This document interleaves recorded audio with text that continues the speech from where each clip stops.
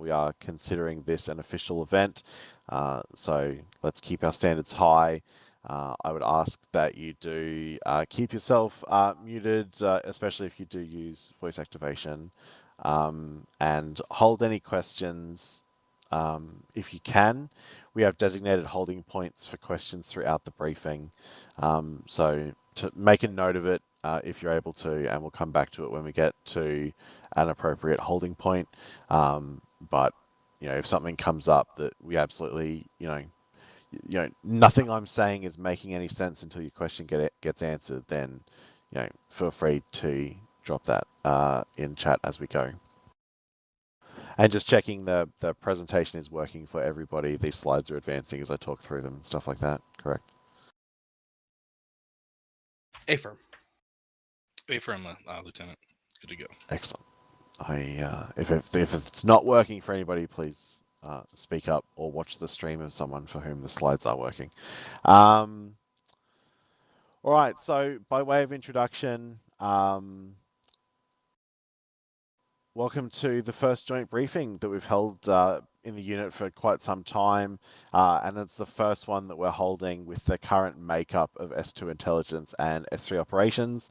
There's been a bit of a shift in kind of the structure and leadership of both of these shops. So this is kind of new territory for all of us. So myself and Sergeant Mikowski, along with Lieutenant Lee and Mr. LaFave, are hosting this briefing on behalf of S3 Operations and S2 Intelligence.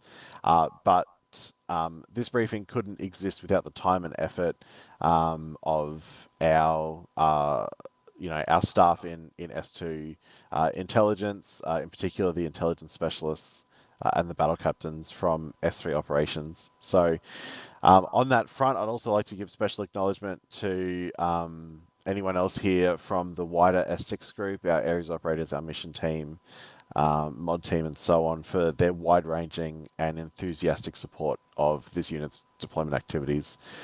I also want to take a moment to acknowledge my colleagues from company and unit HQs who are present today for their unwavering support of what S3 Operations is working towards achieving. All told, our SSHOP volunteers spend countless hours making these things possible, and I wanted to take this opportunity to thank everyone who has been involved for their service so far.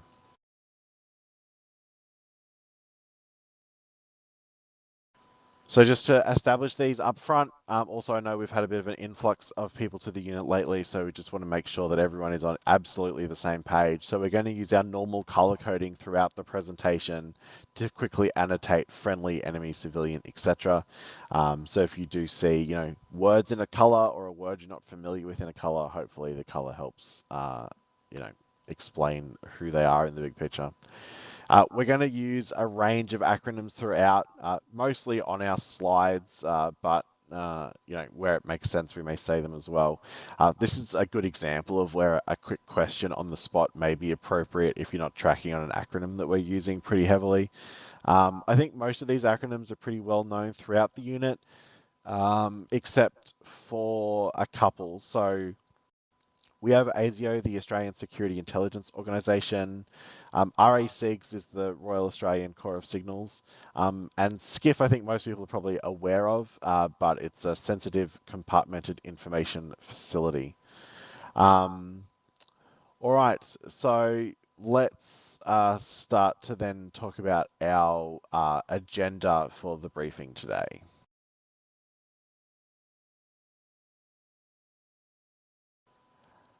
So from an S2 side, S2 Intelligence is going to provide an initial briefing on the country we're heading to. We're going to brief you on the intelligence efforts of our counterparts in the US Navy and the Royal Australian Corps of Signals and ASIO, which their intelligence is what initially led to a ground forces deployment. And then S3 Operations will provide a high-level briefing on the current state of US operations. We'll do that first up. and then after that, after S2's brief, S3 operations will flesh things out in a bit more detail on the ground. So we'll discuss the initial deployment of 1BCT headquarters, the headquarters company, and Charlie Company, and their assets. We will provide you with our best assessment of their current disposition and some context around the Alpha Company deployment and the deployment of further oncoming assets. We'll then give you a bit of a rundown with sort of everything we know about the hostile force. Which also brings us to our first question break and concludes kind of our introductions. So our first question break, cues in chat if anybody has any questions at this point. I'll give you a couple of seconds, and if there are none, we'll keep moving.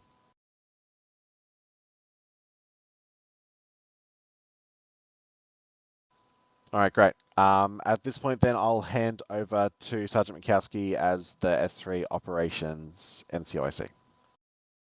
Thank you, Lieutenant Hardman. So we're going to get started by setting the stage of the high-level summary of the situation going on right now. Chaos patrols reported encounters with significant and persistent electronic warfare from sources unknown, which initially dictated a change in their SOP. This started at around 16th. Sergeant Mikowski, sorry, I think you're one slide ahead of where we want to be. Thank you. High-level summary there was the U.S. naval and Australian intelligence sources collaborated to identify counterintelligence operations originating from the Indian Ocean. S2 intelligence will expand on this later on in the briefing. However, ground forces from the 1st BCT and Charlie Company 1506 were subsequently deployed to the small island nation of Kupale, and that happened on the 2nd of July of this year. 1 BCT headquarters, call sign Odin, has established Airbase Heimdall. Charlie Company of the 1506, call sign Chaos, established Cop Magnus. Despite the obvious presence of non-nationals in Kupale, the civilian population either genuinely does not know the true intent of OPFOR, or they're refusing to cooperate with us. Shortly after Airbase Heimdall and Cop Magnus were established, the Chaos Command ordered and conducted a number of patrols against suspected OPFOR positions derived from the joint intelligence teams of the U.S. Naval and Australian intelligence. But nothing was in those positions on arrival, indicating either further counterintelligence operations or a well-informed, highly mobile, and highly skilled OPFOR.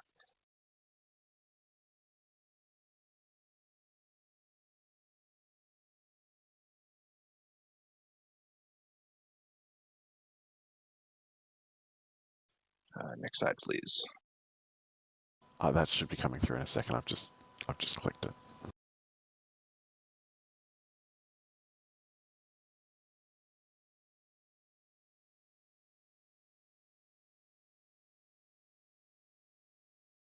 Everyone should be seeing the high-level summary slide with the list of dates. So Sergeant McCaskey, you should stand by one. Chaos patrols reported encounters with significant and persistent electronic warfare from sources unknown, which initially dictated a change in their SOP. On the 16th of July, 2023, Charlie Company XO reverted all platoons to only conducting pre- and post-patrol report-ins to Company HQ. This was due to persistent electronic warfare preventing anything else and no, or very limited, direct contact with OPFOR. On the August 3rd, 3rd Platoon Charlie Company lost 2 MRAPs when their convoy was hit with a powerful EMP blast. However, they were not directly engaged by any force and ultimately returned to Cop Magnus safely. The MRAPs, as of last reporting, have not been retrieved. On the 7th of August, Charlie Company CO reported 2nd Platoon had missed their scheduled report-ins. 1st Platoon was subsequently sent on patrol to confirm their status. On the 11th of August, Charlie Company missed their report into Headquarters Company. Multiple attempts have been made at contact, but have been unsuccessful. On the 12th of August, Headquarters Company missed the report into the 1st BC Headquarters. On the 14th of August, in response to the above series of events, Havoc and attached assets deployed as ordered by the 1st BCT.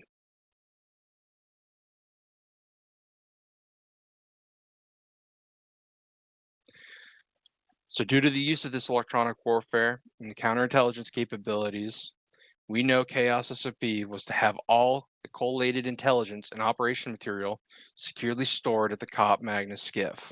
This includes all of the op boards and patrol reports for Chaos to date. Based on the last communications with Chaos elements, we believe it's critical to recover all information from the skiff. This information is paramount to the further operations in the AAO. The current status of all Chaos and Goliath elements, Charlie Company and Headquarters Company, is unknown. As such, in-field intelligence gathering is going to be critical. The current counterintelligence and electronic warfare capability of OPFOR is believed to remain intact and believed to be what is hampering contact between BCT HQ Company, and Charlie Company. The current whereabouts, composition, and structure of OPFOR is unknown until Charlie Company's records can be accessed from COP Magnus. All right, thanks, Sergeant McCaskey. That concludes the high-level summary from S3 operations. So before we hand over to S2, if anybody has any questions at this point in time, give us a quick Q in chat. Again, I'll give you a few seconds to do that, and then we'll move along.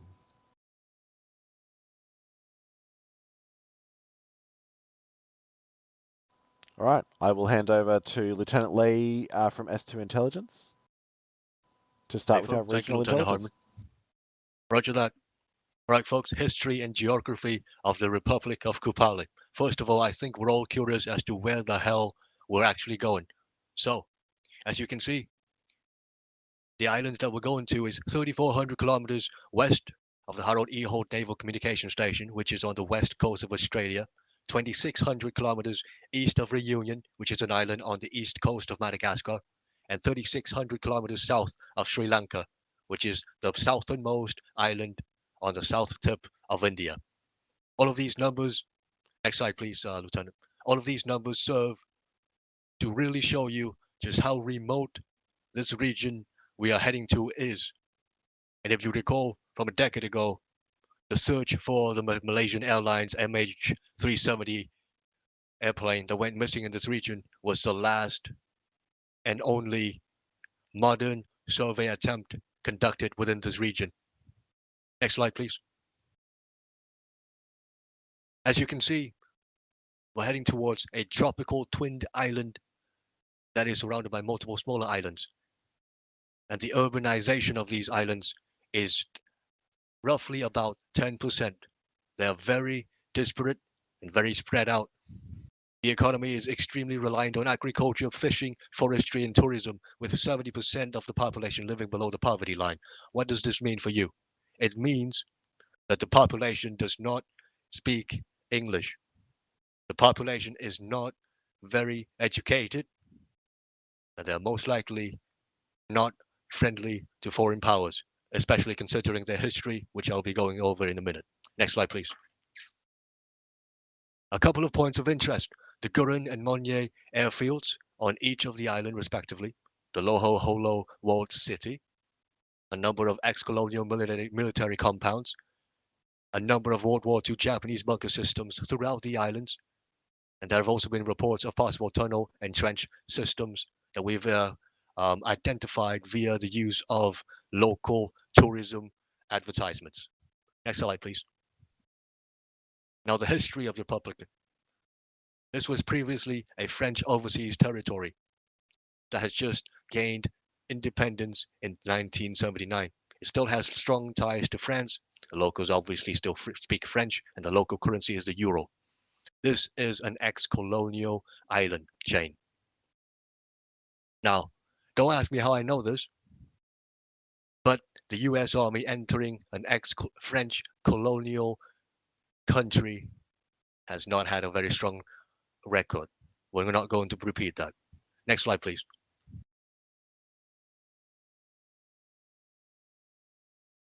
Next, we're going to go over the intelligence gathered from our allies thus far.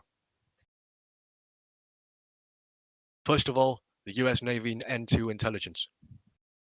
They have collaborated with nearby Australian-based assets, the Harold E. Holt station and the Pine Gap station that we've went over before.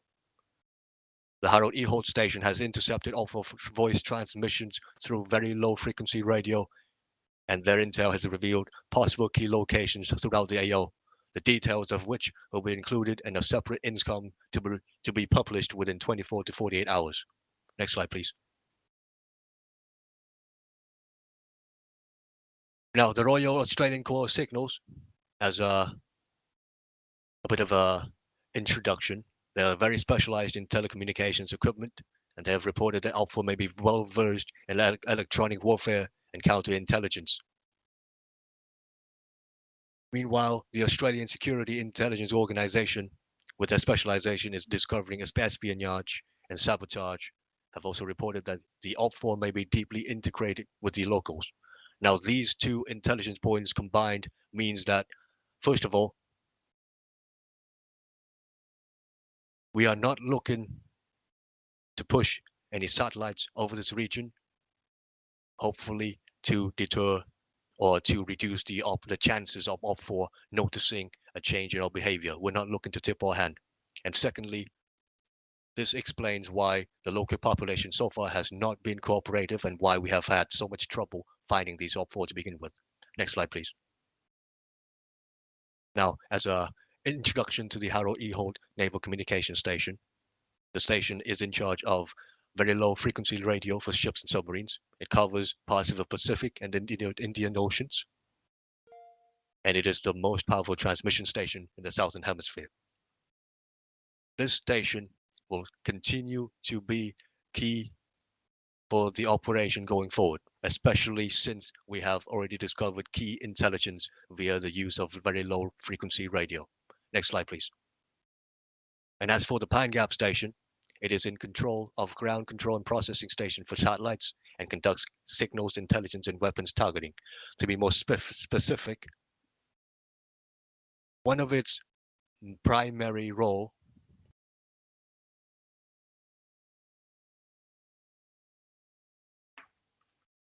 testing, hello, can you still hear me? FMLT. Okay, sorry. One of the primary functions of Pine Gap is to locate radio signals in the Eastern Hemisphere with the collected information fed into the US drone program. It is in charge of providing geolocation data for intelligence, military operations, including airstrikes. So the fact that OPFOR has been able to conduct information warfare and electronic warfare to the level of disrupting one of these stations is extremely concerning. And until we know more about their capabilities, these stations will be lying low for the moment. And once it is applicable to do so, they will be back in the field.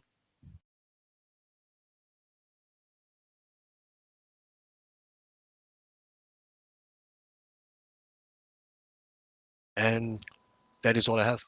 Any questions?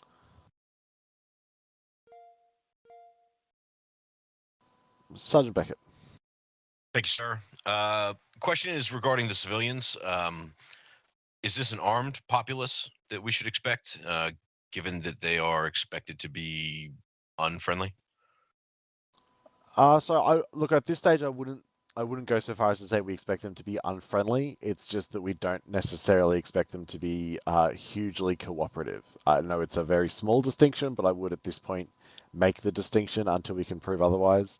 I would expect some level of arms carrying within the populace, just due to they have a largely primary production lifestyle.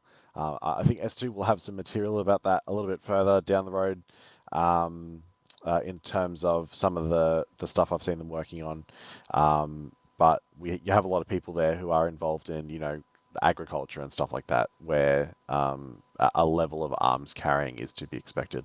Does that answer that for you, Sergeant? Yes, sir. Thank you. One more question, if I may. Of course. Have we identified or named who the OPFOR is? Did I miss that?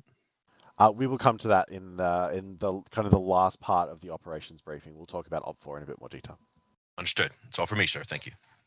Thanks, Sergeant. Sergeant Madsen. Thank you, sir. Can we come back to the semi-independent from France? So if hostile forces were there and they are not local forces, would that be construed as a attack on France and thus an attack on NATO, or like how exactly is their independence versus not independence from France? That's my question. Thank you. Yeah, I appreciate the question, and I appreciate the NATO implication becomes complicated. Look, certainly at this point in time, we have no reason to believe that the players here have a direct association with France themselves. That's more of a local government style affiliation rather than a militaristic one. And again, we'll cover that a little bit in the OB4 briefing in the S3 operations briefing. Does that answer that for you, Sergeant? Not completely, but we'll take it later at the fall and yeah, take it from there. Thank you, sir. Yeah, roger that. If we get to the end of the OB4 briefing and you still have questions on that front, feel free to let me know and we'll readdress. Chief Warnick. Thank you, Lieutenant. Sorry, I was driving home and was listening in, so I wasn't able to ask my question earlier. Due to us losing contact with most of Charlie Company, are we expecting a very high level of friendly casualties to be found across the island? Yeah, good question, Chief. So frankly, the answer is we don't know. When we did have contact with those elements, it's not like they were screaming back daily about high levels of contact, right? Like we touched on that a little bit in the high level summary, and I think we're about to go into a bit more detail on that as well. But we really think that most of the issue here is one of electronic warfare and counterintelligence. But nevertheless, additional ground forces are being deployed to ensure that the mission can be, completed, right? And if that, part of that is that, we'll have some more assets with us, which again we'll get into here in a little bit. But also, if those forces are in trouble, then obviously we're here to help them out. But we're also here to kind of expedite the wrapping up of this to try and knock out this capability in this area. Does that answer that for you, Chief? Perfectly. Thank you, Lieutenant. Thank you very much. Private Zimmerman. Thank you, LT. My question is, how densely populated is this island? Are we expecting a lot of civilians, or are we expecting maybe a couple sprinkled out settlements here and there? Yeah, so it's kind of both, right? So there are definitely areas of higher population density to be expected. Some of the positions that Lieutenant Lee covered here a second ago, they've got enough population to have, a civilian operated airfield on each island. They have a number of towns. They have a tourism economy, stuff like that. So there's still a level of dense population, but there are also parts of the island which are just they're hard to inhabit, right? Everything else aside, it would take a massive amount of reforming the landscape to inhabit those parts of the island, and the reality is the locals are not that cashed up. Does that answer that for you, Private? Yes, it does. I do have a follow-up question. Go for it. I did catch that we had some naval intelligence involved. Are we expecting any naval support in any way? There's none on the roster at this point in time, but we will talk a little bit later on here about what support is coming down the line from our deployment. All right, that's all for me. Thank you. No problem at all. All right, I will stall for like 1/2 second longer. All right, I will hand over to Sergeant Mikowski to start with the Blue 4 element briefing.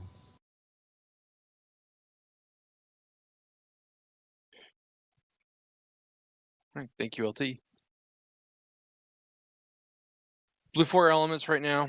Odin 6 and a small contingent of supporting assets maintain Airbase Heimdall with limited anti-aircraft cover in place. Odin 5, Goliath 6, Goliath 5, and all of Chaos are no longer in radio contact, but their Blue Force tracker and helmet cameras are also no longer functioning. It's assumed that a large EMP blast has affected communications, but the area must be investigated to confirm. The exact disposition of and any contact being sustained by these elements is unknown to us, and I want to make it clear that given the time since our last contact with Blue 4 elements, it is unclear if friendly forces are present or have been forced to disperse from their last known locations. Alpha Company, the 1506, call sign Havoc, Alpha Flight of the 19th Air Support Operations Squadron, call sign Dagger, have redeployed orders for Airbase Heimdall, with the intent being immediately redeployed to the main islands of Kupale. Delta Company, 5101, call sign Phoenix, and the 74th Squadron, 23rd Wing, call sign Thunder, will redeploy with Alpha Company to Airbase Heimdall and operate from there for the foreseeable future. Sergeant, a quick note here, if I can. Sorry to interrupt. I've got an update on the flight paths in and out of that airbase for aviation. I know both of our leads are here, so arrivals, so approaches into that airbase are runway 32. Departures from that airbase are runway 14 only. So that's basically all traffic out to the southeast, just to avoid any proximity to the main islands. Sorry, Sergeant, I just wanted to touch on that. Carry on. Thank you for the clarification, LT. The final asset that we've added up here is the ODA 5221, call sign Stalker. They're also being redeployed to the airbase. Supporting assets in the AO should maintain a safe flying distance to not overfly the main islands until more intelligence of the situation is gathered. As a result, this will add to flight time between Airbase Heimdall and the main islands of Kupale. And all aviation assets need to account for that. Havoc and attachments have priority tasking to try and secure a usage agreement over the Serbia B. Leon Aerodrome and the King Charles X Airport with the civilian operators.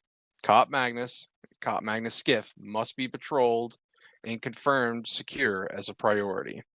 The Havoc elements which clear the skiff must relay all information recovered by urgent air transport back to Odin at Airbase Heimdall. Further Air Blue 4 forces are currently being spun up to support the Alpha Company and their assets in the AO. Those forces and their expected arrivals are as follows. 32nd Cav Sabre, no later than the 7th of September.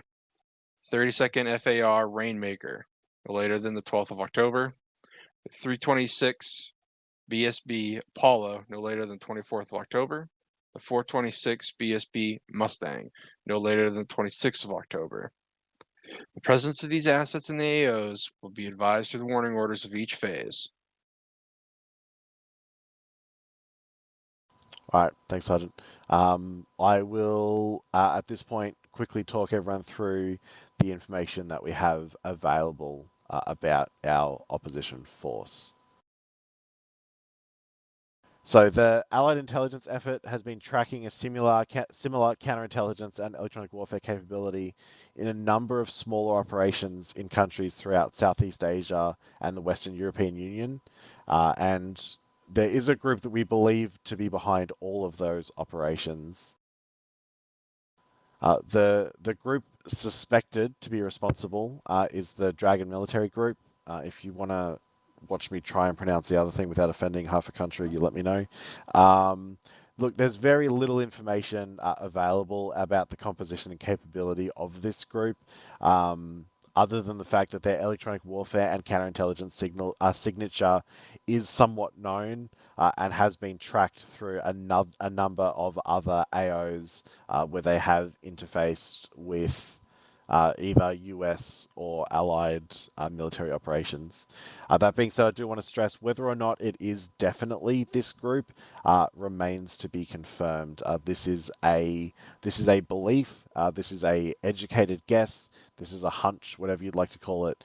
We are chasing an electronic signature rather than anything that's been hardline confirmed. Regardless of who the OPFOR actually ends up being, it's clear from Chaos's patrol reports that they've worked very hard to tightly integrate with the local population. And they're likely doing that by offering very minimal, if any, negative impact to daily life on the island, right? So we've got OPFOR coming in that is trying to not make any waves, trying to not, get off anybody's Christmas card list. They're probably, cashed up and buying supplies and food and whatever else from the locals, which probably has earned them some favor. At the time of this briefing, there's no information available to Havoc Elements about the scale, composition, or capability of OPFOR. We obviously hope this information comes available rapidly through information we can recover from the Cop Magnus skiff. So the Phoenix and Thunder assets are going to be the first dedicated ISR platforms tasked to this AO. So whenever an opportunity exists to conduct ISR on a broader area, that ISR should focus on any larger scale installations, those which would be necessary for this type of counterintelligence and electronic warfare capability. So what I'm trying to say there without saying it is please find the big antenna, right? That's ultimately what we're chasing here. All right, and before I get into the last part of this briefing, quick questions in chat. I know I said to a couple of you before that we'd come back and regroup some stuff. I'm not sure if that's answered it. Specialist Brewer. Thank you, LT. So my question is, if we are under the assumption at this point that we have lost communications with the entirety of a company, we have had no naval reconnaissance aircraft fly over the area or satellites for whatever reason. If it is believed at this time that we lost communications with them due to an EMP, is it not also safe to assume that the OPFOR element also has no communication, as EMPs are non-discriminatory in terms of what devices they disable? Yeah, look, good question, right? So unfortunately, I don't know the answer, but it is a good assumption. So there is a lot of these, not a lot of, I suppose, but the attacks that we're aware of, in particular, the occasion where we lost those MRAPs that we talked about at the start of the briefing, that took place in a remote area of the island, not adjacent to civilian population. So what their control scheme is for these devices, what their proximity is at the time of the attack, we don't know the answer to that. But as you said, obviously, there's if they're close by, it's gonna mess their shit up as well, right? So it's a consideration. At this point, we just don't know until we get out there and see it how coordinated and how well informed these people are, whether they are highly sophisticated and they've really worked this shit out, or whether they are just doing a whole bunch of hit and run attacks and kind of hoping for the best. I don't have a great answer for that, but we also haven't really hardline confirmed it's definitely an EMP attack, right? Like the vehicle's going down, we know it is, but whether that's what's affecting all of our comms with the island, we actually don't know. We are making an assumption based on our history with the OPFOR. If that goes some way to answer your question, Specialist Brewer. Roger, appreciate it, LT. No problem at all. Sergeant Beckett. Thank you, Lieutenant. This is similarly following along with trying to identify what we're up against, right? It seems like this is some sort of non-state actor. Otherwise, surely we'd have a kind of deeper delve into their intelligence. Do we know what the OPFOR objective is? What are they doing? Why are they doing it? Yeah, good question, Sergeant. I mean, if I was to make a guess, based on what we do know, I think they're here for counterintelligence reasons. I think, as you say, potentially non-state actor. What those exact motivators look like, is unclear. Again, we're hoping to unravel that. We know that Charlie Company has been here for a while. They've gone out, they've done stuff, they've seen things. They have patrol reports. I just don't have them to talk to you about them. So we'll get into how we're solving that issue here in a second. But we are hoping that as we spend some time here, we can really get a lot of intelligence going really quickly, and also it's going to be much higher up our list of things to focus on, right? So the area is going to get a lot more attention, which will sort of facilitate some intelligence efforts as well. Understood, sir. Thank you. No problem, Sergeant. Sergeant Yeager. Thank you, sir. So understand that this is either some sort of proxy element or something, but what is the status of the ROK military and police? I do not have a prepared answer to that question. It was me thinking I thought of most things. We basically feel like at this point that they've essentially done such a good job greasing up the locals that the locals are not particularly fussed as to the operations of this group, because we're just not getting any sort of traction on intelligence kind of coming out of the island really at all, unless it's intelligence we find ourselves. So that's an assumption. We'll have to get in there and find out. Good copy, sir. Thank you. No problem at all. Sergeant Stevens.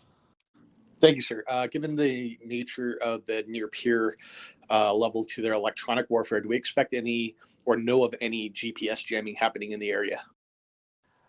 We don't know of any taking place. Everything at this point is a distinct possibility, but I don't have any information back from Charlie Company that they've experienced that at this time.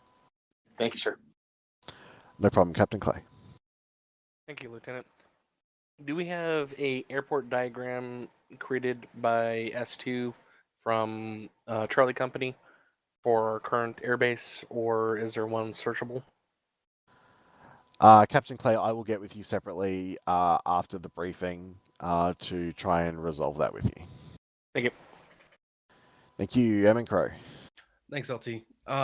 Given that the population doesn't speak English, is there any... are we going to employ any sort of translators to try to help minimize that communication barrier between the population and us? So at this stage, we're specifically hunting down leads from Charlie Company. Once we've been able to get in there and see what they've been up to and how they've been doing, they've attempted contact with the locals, right? So they would have some kind of solution to this. Our hope is to get in there and piggyback off whatever that solution is. We know that they have been talking with the locals, just not having any success with the locals.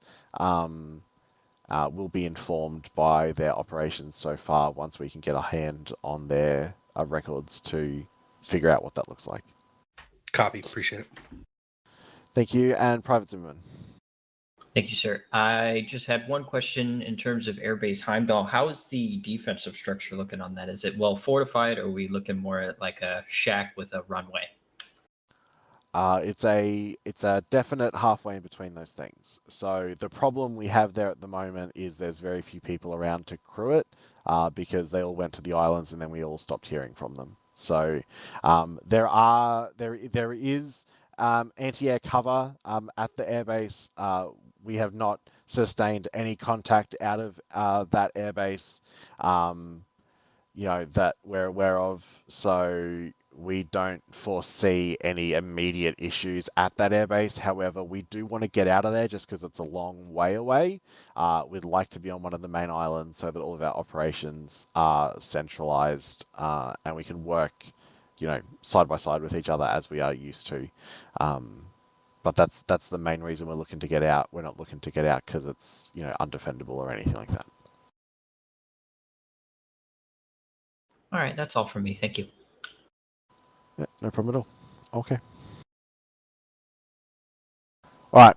So the last thing I'm going to cover really at this point is we're going to talk about the sequence of events on the morning of the 20th of August, which is coming up here, obviously, real soon. So this is our phase 1 timeline. So phase 1 missions run almost concurrently due to the urgent nature of the situation, right? So preparations to step off on patrol will need to be started essentially as soon as we get off the C-130. So we're going to get you all dismounted, and then we're going to start gearing up and stepping off again essentially straight away. So So I suppose firstly, before I cover this in detail, right, we're going to notate this in all of our future warnos, the step-off timings and how they relate to each other. So make sure you do kind of have a look at that when each warning order comes out. So we're going to airlift out of Airbase Leadwood for a direct transfer straight to our airbase here, and then with a little bit of buffer for flight time or whatever else, Task Force Alpha is going to more or less immediately start their preparation to step off, grabbing their kits, talking through a plan, getting everyone counted off, stuff like that. As part of that, the ODA element is going to step off almost immediately at that point, and that's detailed in the warning order for this phase of operations. That warning order is now live to facilitate Task Force Alpha's planning here very shortly as well, which will cover that in a little bit more detail, specifically related to Task Force Alpha. Once Task Force Alpha departs, we're being really cautious here about our airspace traffic. We're then going to have Task Force Charlie start to prep their equipment in a similar nature to what Task Force Alpha did. And essentially, when Task Force Alpha's birds get back, Task Force Charlie will be mounting up and stepping off, and then in turn, Task Force Bravo will continue in the same vein. So it's going to be a very busy morning at an airbase that has not had a lot of traffic previously. So, we're going to have to just be organized and grab our stuff, but also, working methodically just to get this stuff done in a tidy fashion. I'm now going to hand over to Lieutenant McCoy from Alpha Company to provide their comments and comments on behalf of Alpha Company, as well as any specific briefing notes for the task force level.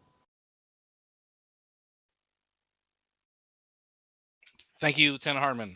All right, so it's been 72 hours plus or minus since we've had contact with friendly forces. That is an Alpha Company's HQ's primary concern as we enter this deployment.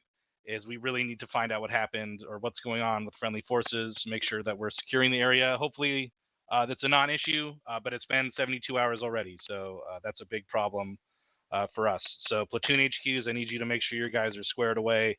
We will be airlifting from our current location in just over 48 hours. So, and we're going to be stepping right off basically once we hit the ground. So there is a big sense of urgency here. We need to get in there, find out what happened, secure areas that we had previously secured, or hopefully they are still secured and we'll have already a foothold. But do not expect that going in. We don't know what happened. We need to be vigilant and take care of fucking business here, gentlemen. So platoon HQs, make sure you guys are squared away and be ready to go. That's really all I have from company. First Sergeant, do you have anything? Thank you, XO. All right, you warriors. We're standing on the edge of the unknown. We're going to face down a threat that thinks it's got the upper hand on us. But I'll tell you one thing straight up. It's got another fucking thing coming. This ain't going to be no Sunday picnic. We're heading out to show this threat that we're the baddest bunch that ever lays out their boots. We eat challenges like this for breakfast and we spit them out as victory. We ain't backing down. We're moving forward. I don't care if this threat's got 3 heads or 10. We've got our training, our brotherhood, and a fire in our guts that won't quit. Communication, our lifeline. Teamwork, it's our blood. Adaptability, we wrote the goddamn book on it. We're going to make the unknown known piece by piece. We'll recon, maneuver, and execute like the well-oiled machine that we are. Keep your heads cool under fire. That's when we shine the brightest. Look to your left and look to your right. Those soldiers bleed and sweat alongside you. We don't leave anyone behind. We're going to push through, protect each other, and come back stronger than ever. Warriors of Alpha Company, let's get amped up, let's get focused, and let's get ready to bring the thunder. So gear up and let's stomp that unknown threat into the dust, huh? Thank you, XO. Well said, First Sergeant. Well, I really hate having to follow that speech up. Just one thing really quick, Lieutenant. 10 mics, all Task Force Alpha section leaders. We're going to meet and discuss this Warno, and we're going to plan for our first phase, because once we get there, we're going to be rocking and rolling. So make sure you guys can sleep on this fucking flight. It's a long one. Thanks, XO. And thanks for Sergeant Spears as well. And look, that really concludes the briefing from S3 Operations and our pre-prepared material for this briefing in general.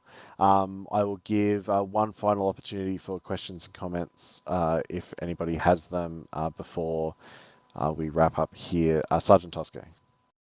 Thank you, LT. So going into this deployment, I'm just looking for maybe a more definitive answer on what our main objective is stepping in. Is it going to be to find our guys and make sure they're okay, then get them out, or are we more of looking for a fight and seizing intel and figuring out how this happened, opposed to just getting our guys out? FM Sergeant, good question. So the goal is to get in there and figure out what's happening with Charlie Company and do whatever we need to do to make Charlie Company okay again. And then we're going to work alongside them to finish the mission that they were originally deployed here for, which is to locate and eliminate the electronic warfare and counterintelligence capability that's believed to be coming out of this island, or locate enough intelligence to confirm that it's definitely not coming out of this island, and push that back up the chain to our allied intelligence effort to get them to, look somewhere else. But this is where they believe it's coming from, so we're going to go and either prove them right or prove them wrong. But if we can prove them right, we're going to take care of it while we're here. Ephraim, thank you. No problem at all. I'll give it a couple of seconds, but feel free to drop any season cues while I'm saying this last bit. But one last note before we wrap up today. Hopefully that gives you a bit of an insight into what the deployment is looking like and some of the work that we've been working on. If it looks like something that you would like to be involved in, all of our deployment teams are still sort of looking for volunteers through S2, S3 and S4. So I want to acknowledge that if you've been a part of those shops in the past, your experience may not be exactly the experience we were looking to create. We've done a bit of restructuring. We've had a few changes where we're trying to, make things a lot easier and a lot less burdensome to be involved in. So it's a lot more, you give as much as you can rather than, needing to sacrifice your firstborn. So if you are interested, I'd encourage you to reach out and see about getting involved. But with no more Caesar cues, that's this briefing concluded. So I really want to sincerely thank everybody for coming out today. We didn't really know how many people would be here, and it's good to see a bunch of people interested in what we've been working on and what the deployment looks like. Looking forward to seeing everybody in the field. I'm going to stick around here for a little bit. If anyone has any questions or comments they don't feel like asking in front of the group, I'll be around if needed. Private McKnight. Thank you, sir. I was just curious, in regards to the workshops that you're talking about, if we're not exactly sure if we want to get involved, is it possible to maybe during one of them we could sit around and listen to how it all goes down and make a decision? Yeah, so that depends a little bit. Let's you and I discuss that separately. Stick around and we'll have a chat about that in a bit more detail. All right. Anybody else? Like I said, you're welcome to stick around, ask any questions. Otherwise, that's the end of the briefing. Thank you for